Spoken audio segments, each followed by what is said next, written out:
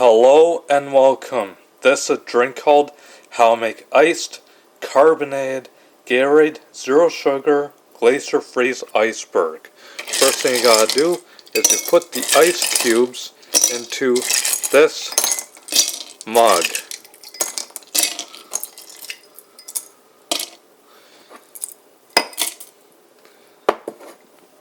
And then you cut open the packet of the Gatorade Zero Sugar Glacier Freeze Iceberg mix, and you pour it into this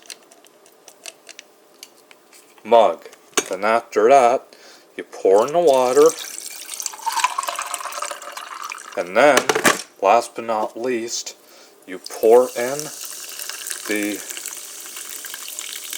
club soda. And there you have it.